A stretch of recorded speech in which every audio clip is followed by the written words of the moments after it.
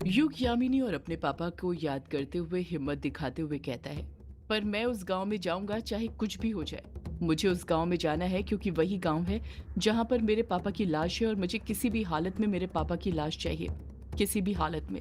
कछुआ हिचकिचाहट के साथ कहता है, युग हम उस गांव में पहुंच तो जाएंगे, मैं तुम्हें वहां पर लेकर चले जाऊंगा, पर उस गांव में हम वो घर कैसे ढूंढेंगे जहां तेरे पापा का जन्म हुआ था। उस गांव में तो कई सारे घर होंगे युग। कायर झट से बीच में बोल पड़ता है, कछुआ तूने ठीक से सुना नहीं था क्या? बल्लू काका ने क्या कहा था? उस गांव में भले ही बहुत सारे घर हों, पर वहां पर एक घर स्पेशल था और वो था युग के पापा का घर, क्योंकि वही घर था जहां पर सालों बाद किसी बच्चे का जन्म हुआ था। और उस घर की एक और खास बात थी, और वो ये कि उस घर के आंगन में बड़े बड़े दो बबूल के पेड़ हैं जो एक दूसरे से जुड़े हुए थे। कछुआ हामी भरते हुए कहता है, हाँ यार, मैं तो ये बात भूल ही गया था। इसका मतलब हमें पंचिम गांव में वो घर ढूंढना है जिसके आंगन में दो बबूल के पेड़ हों, और वही वो जगह होगी जहां पर अनुराग अंकल की लाश होगी। कायर भी सहमत होते हुए कहता है, हाँ बिल्कुल ठीक कहा कछुए तूने। युग हड़बड़ाहट के साथ बोल पड़ता है, तो फिर देर किस बात की, हमें अभी निकल जाना चाहिए। कायर हैरानी के साथ कहता है, क्या कहा अभी? अब तो रात हो गई है यार, हम कल सुबह निकलते हैं ना। तूने सुना नहीं था क्या कछुए ने क्या कहा? उस गांव में औरतों और बच्चों के रोने की आवाजें सुनाई देती हैं। मुझे नहीं लगता उस गांव में रात में जाना ठीक होगा, हम सुबह निकलते हैं ना। युग मना करते हुए कहता है, नहीं, हम सुबह तक इंतजार नहीं कर सकते हैं कायर। मैंने कहा ना, वक्त बहुत कम है। मुझे 3 दिन के अंदर कैसे भी करके उस काले साए को अपने पापा की लाश सौंपनी है, और आज का दिन तो वैसे भी निकल ही गया है। अब बस 2 ही दिन बचे हैं मेरे पास। कछुआ युग को बीच में टोकते हुए कहता है, युग तुझे पता है 2 दिन बाद क्या है? युग मुंह बनाते हुए कहता है, क्या है 2 दिन बाद? कछुआ जवाब देता है, 2 दिन बाद रेड मून आने वाला है। उस काले साई ने रेड मून से पहले तेरे पापा की लाश क्यों मंगाई है? युग ना में अपना सिर हिलाते हुए कहता है, मुझे नहीं पता कछुए, मुझे बस इतना पता है अब 2 दिन से पहले मुझे अपने पापा की लाश ढूंढनी है, साथ में उस काले साई को भी देनी है, इसलिए मैं देर नहीं कर सकता। हमें अभी इसी वक्त ही निकलना चाहिए। कछुआ हामी भरते हुए कहता है, ठीक है, फिर आज ही निकलते हैं, अभी इसी वक्त। कोई कुछ कहता उससे पहले ही अभिमन्यु बौखलाहट के साथ कहता है, तुम तीनों पागल हो रहे हो क्या? क्यों मौत के मुंह में कदम रखने जा रहे हो? जानते हो वहां पर खतरा है, फिर भी वहां पर जाने की बात कर रहे हो? युग गुस्से के साथ कहता है, हाँ अभिमन्यु, क्योंकि वहां पर जाना जरूरी है, समझा? अभिमन्यु तुरंत बोल पड़ता है, कोई जरूरी नहीं है युग, ऐसा बस तुझे लगता है। और मान ले तुम लोग वहां पर चले भी गए, और यदि वहां पर तेरे पिता की लाश नहीं मिली तो?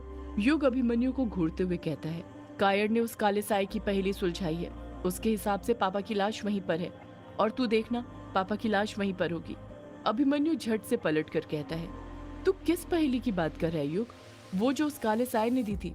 जरा दिमाग से तो काम ले, भला वो काला साया तुम्हें कोई पहेली क्यों देगा? तुम लोग उसकी बातों का बस एक अलग ही मतलब निकाल रहे हो। अगर उसे पता होता कि तेरे पापा की लाश कहाँ पर है तो वो खुद वहां पर नहीं चले जाता क्या? युग जवाब देता है, हो सकता है वो वहां पर नहीं जा सकता हो, इसलिए उसने हमें बोला हो, कोई चीज उसे वहां पर जाने से रोक रही हो। अभिमन्यु युग को फिर से समझाने की कोशिश करते हुए कहता है, युग ऐसा कुछ नहीं है, वो काला साया है, उसके पास कई शक्तियां हैं, वो कहीं भी आ जा सकता है अपनी काली शक्तियों की मदद से। और मैं कह रहा हूँ ना, तेरे पापा की लाश वहां पर नहीं होगी, मेरी बात मान ले।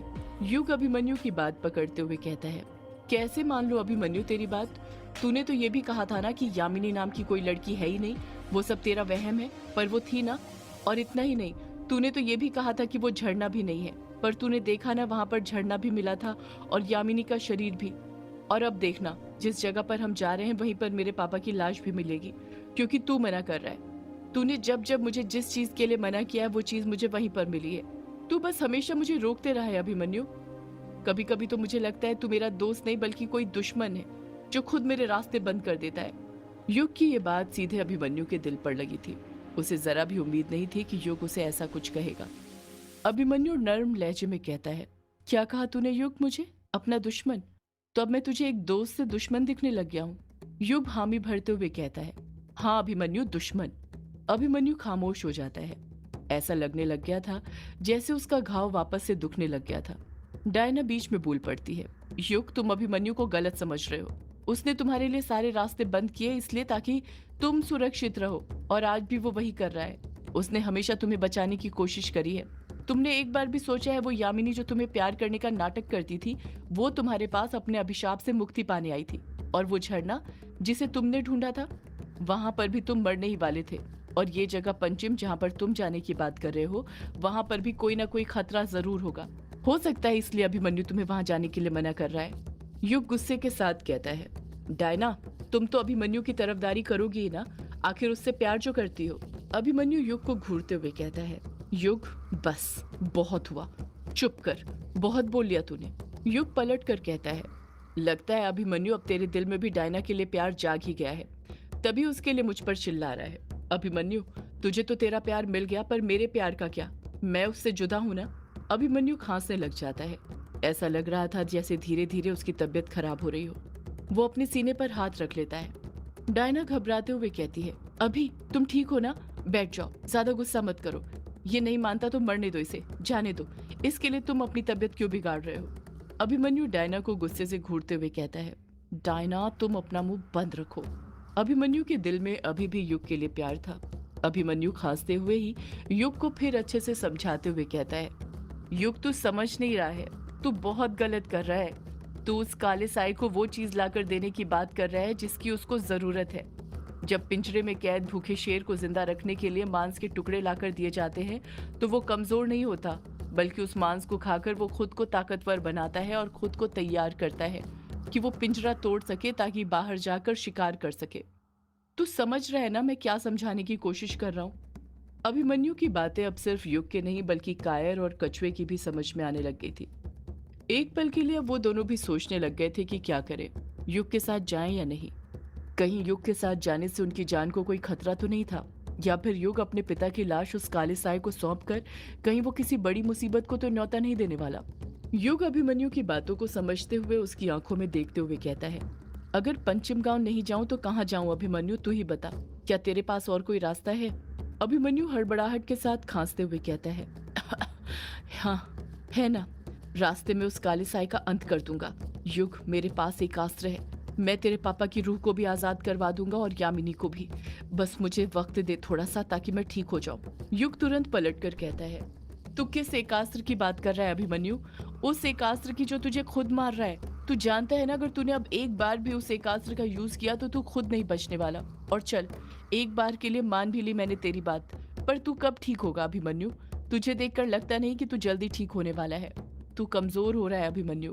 जैसे ही युग ये बात बोलता है, अभिमन्यु और खांसने लग जाता है। ऐसा लग रहा था जैसे युग की बात सुनकर अभिमन्यु और कमजोर होने लग गया था। जिंदगी में हम कमजोर होते नहीं हैं, पर जब कोई अपना हमें कमजोर बोल देता है तो हम अंदर से टूटने लग जाते हैं, और उस टूटने के साथ ही कमजोर होने लग जाते हैं। जो यहाँ पर अभिमन्यु हो रहा था, उसके सीने में अचानक से बहुत तेज दर्द होने लग गया था। युग अपनी बात पूरी करते हुए कहता है, मैं तेरे ठीक होने का इंतजार नहीं कर सकता अभिमन्यु, मेरे पास वक्त बहुत कम है, मुझे यहाँ से जल्द निकलना होगा, मैं जा रहा हूँ। युग कायर और कछुए की तरफ देखते हुए कहता है, चलें फिर हम? कायर और कछुआ कुछ जवाब नहीं देते हैं, बस एक टक नजर से युग को देखते रहते हैं, कुछ कहते नहीं हैं। युग उन दोनों को घूरते हुए कहता है, क्या हुआ, तुम दोनों मुझे ऐसे क्यों देख रहे हो, चलना नहीं है क्या? कछुआ हिचकिचाते हुए युग से कहता है, वो युग, बात कुछ ऐसी है कि मुझे लगता है अभिमन्यु ठीक बोल रहा है, हमें वो नहीं करना चाहिए जो वो काला साया चाहता है। अगर वो हमने कर दिया तो ऐसे में वो और ताकतवर हो जाएगा। हमें थोड़ा इंतजार करना चाहिए और सोच समझकर फैसले लेने चाहिए। युग कछुए को समझाते हुए ही कहता है, कछुआ, अब कुछ सोचने समझने का वक्त नहीं है हमारे पास, और कोई रास्ता नहीं है, बस एक ही रास्ता है और वो है मेरे पापा की लाश। युग अपनी बात पूरी करता उससे पहले कायर भी कछुए की हिम्मत देखकर हिचकिचाते हुए बोल पड़ता है, युग देख, बात यह है कि मुझे भी यही लगता है, हमें अभिमन्यु के ठीक होने का इंतजार करना चाहिए। उसी ने हमें हर बार हर मुसीबत से बचाया है, उसके बिना हम कुछ नहीं है, उसके बिना हमारी टीम अधूरी है। युग कायर को समझाते हुए कहता है, कायर, उसके बिना भी हमारी टीम पूरी है। तूने देखा ना, ये पहेली तूने सॉल्व करी है, ना कि अभिमन्यु ने। उसे तो खुद नहीं पता था कि मेरे पापा का शरीर कैसे ढूंढेंगे, शुरुआत कहाँ से करेंगे, पर तूने उस पहेली को भी खोजा और उसे सॉल्व भी किया। अभिमन्यु के बिना भी हम बहुत कुछ कर सकते हैं। कायर पलट कर कहता है, युग, पहेली को खोजना, उसे सॉल्व करना एक अलग बात है, पर उस जगह पर पहुंचना, वहां के खतरों से निपटना, वो अलग बात है। उसके लिए हमें अभिमन्यु की मदद की जरूरत पड़ेगी। हमें नहीं पता वहां पर और कौन सा खतरा है जो हमारा इंतजार कर रहा है, इसलिए मेरा भी कहना यही है कि हमें कुछ दिन अभिमन्यु के ठीक होने का इंतजार करना चाहिए।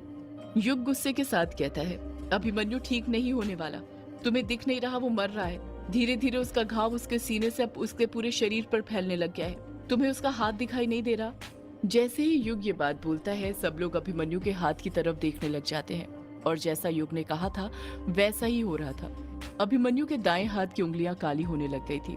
वही हाथ जिससे अभिमन्यु कभी एकास्त्र पकड़ता था, उस पर भी वैसा ही कालापन और घिन भरा निशान था जैसा अभिमन्यु के सीने पर था। जैसे ही अभिमन्यु को एहसास होता है कि सब लोग उसके हाथ को ही देख रहे थे, वो तुरंत अपना हाथ अपनी पीठ के पीछे छुपा लेता है और उनसे अपनी नजरें चुराने की कोशिश करने लग जाता है। कछुआ कुछ गुस्से के साथ कहता है, अभिमन्यु को कुछ नहीं होने वाला, समझा तू युग, वो ठीक हो जाएगा।